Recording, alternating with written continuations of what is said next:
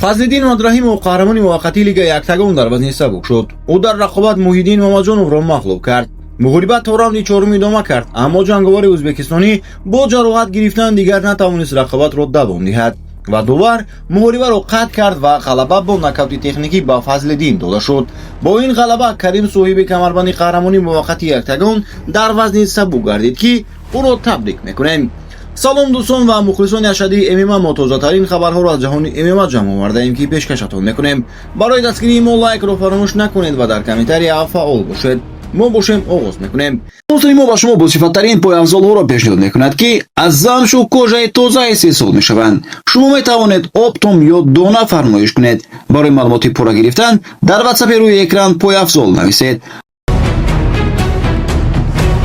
дар Вашингтон маросими вазнкашии расмии турнири UFC Freedom 250 баргузор шуд ки 14 июн дар назди Кохи Сафед ба муносибати 250 солагии истиқлолияти Иёлоти Муттаҳидаи Амрико мегузарад. дар муҳорибаи асосии Илия Топурия ва Ҷастин Гейҷи рӯбарӯ мешаванд ва ҳарду бе мушкилӣ ба лимити вазни сабук расиданд ва 70-31 килограмм вазн карданд. дар муҳорибаи дуюми муҳим Алекс Прейра ва Сирил Ган низ вазнро бо муваффақият карданд ва Прейра 113,85 килограмм ва Ган 112,49 килограмм вазн карданд. онҳо барои унвони муваққатии қаҳрамонӣ дар вазни вазнин рақобат мекунанд. инчунин Шон Омели ва рақибаш Эймин Захаби низ бе мушкилӣ вазни лозимаро карданд. Нурулло Мурудов писари Ҷонибек Мурудов дар турнири яктагон 87 ки дар шаҳри Тошканд баргузор шуд, пирӯзии муҳим ба даст овард. ӯ муқобили Мурад Мурадалӣ ба октагон баромада рақобатро хеле фаъол оғоз кард. Нурулло аз дақиқаҳои аввал фишори сахт овард ва дар натиҷа дар раунди якум рақибашро бо нокаути техникӣ мағлуб кард.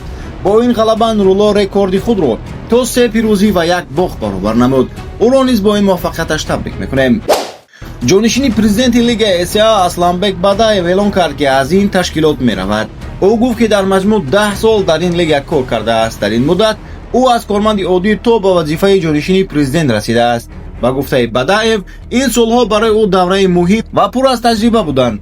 ӯ гуфт ки дар ин роҳ бисёр шиносҳо, сафарҳо ва имкониятҳои нав пайдо кард ва дар рушди лига саҳми худро гузошт.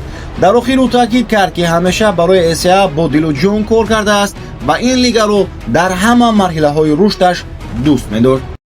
Хамзат Чимаев дар бораи рақобати худ бо Шон Стикленд сухан кард. ӯ гуфт ки худро мағлуб шуда намеҳисобад, чун ба фикраш танҳо бо қарори доварон бохт. Чимаев таъкид кард ки дар рақобати навбатӣ омода аст рақибашро мағлуб кунад. ӯ ҳамчунин гуфт ки мунтазири Дана Уайт ва Ҳантер аст то муҳорибаро дубора ташкил кунанд. ёдовар мешавем ки Хамзат Чимаев дар турнири UFC 328 аз Шон Стикленд бо қарори доварон мағлуб шуд. ин аввалин бохти ӯ дар карьераи касбиаш буд. Дана Уайт гуфт ки дар турнири UFC Freedom 250 бонус барои ҷанговарон зиёд карда мешавад. ба гуфтаи ӯ, як шарики молиявӣ ба бонусҳои шаб $250,000 илова кардааст. акнун дар ин турнир ду ҷанговаре ки беҳтарин рақобатро нишон медиҳанд, ҳар кадом $400,000 мегиранд. ҳамчунин ду ҷанговаре ки беҳтарин намоиш медиҳанд, ҳар кадом $425,000 мукофот мегиранд.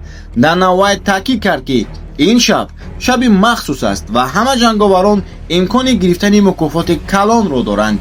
турнир ҳамеша оғоз мешавад ва ба вақти Москва соати 3 шаби душанбе рост меояд. ин буд видеои имрӯзаи мо дӯстон. то видеоҳои баъдӣ хайр.